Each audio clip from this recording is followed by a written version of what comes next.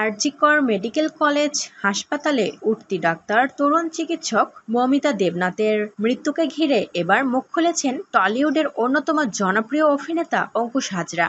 কি বললেন এই অভিনেতা? বন্ধুরা, ভিডিওটি না টেনে শেষ পর্যন্ত দেখতে থাকুন। আর একটি বিশেষ অনুরোধ, দয়া করে আমাদের চ্যানেলটিকে সাবস্ক্রাইব করে পাশের বেল আইকনটিতে ক্লিক দিয়ে রাখুন, যাতে সব ধরনের আপডেট খবর সবার আগে আপনি পেয়ে যান।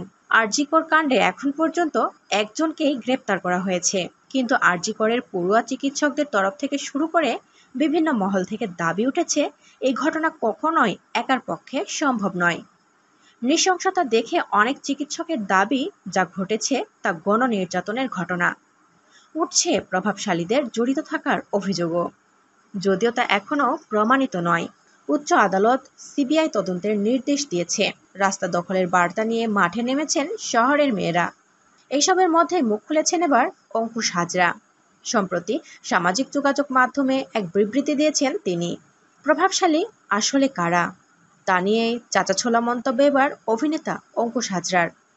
তিনি বলেন, আশা করব সমাজ এমন জায়গায় না চলে যায় যে একসময় মানুষ হয়ে জন্মানোর জন্য ঘৃণা বোধ করে। দ্রুতই বিচারের আশা রাখলাম। মনে রাখবেন, যে কোনো মানুষ নিজেকে প্রভাবশালী তখনই মনে করে যখন সামনের মানুষটি দুর্বল হয়ে পড়ে। তাই আর দুর্বল হব না আমরা। আর লক্ষ লক্ষ সাধারণ মানুষ যারা সুবিচারের জন্য লড়তে জানে, যারা অন্যায়ের বিরুদ্ধে রুখে দাঁড়াতে জানে, তাদের থেকে বেশি শক্তিশালী আর প্রভাবশালী কেউ হয় না। তাই অঙ্কুশ চাইছেন আর থেমে থাকা নয়।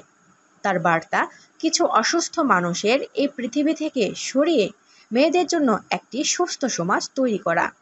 আরজিকর কাণ্ডের প্রতিবাদে এদিন রাত জাগবে শহর কলকাতা। শুধু শহর কলকাতায় নয়, সারা রাজ্য জুড়েই হবে এর প্রতিবাদ। অর্ধেক আকাশ শুধু নয়, সুরক্ষা আর শান্তির দাবিতে পথে নামবেন বাংলার বাঘিনীরা। সঙ্গে হলেন লিঙ্গ ধর্ম নির্বিশেষে সকলেই। তবে এমন ঘটনায় এখনো পর্যন্ত একজনকে গ্রেপ্তার করা হলে আন্দোলন চলমান রেখেছেন ভারতের জনতা। তাদের দাবি, যেহেতু এমন নৃশংস ঘটনা একার পক্ষে কখনোই ঘটানো সম্ভব নয়, আর তার কিছু প্রমাণও তারা পেয়েছেন এবং দিয়েছেন, তাই অবিলম্বে যারা এর সাথে জড়িত সবাইকে গ্রেফতার এবং উপযুক্ত শাস্তি দাবি করেছেন সবাই।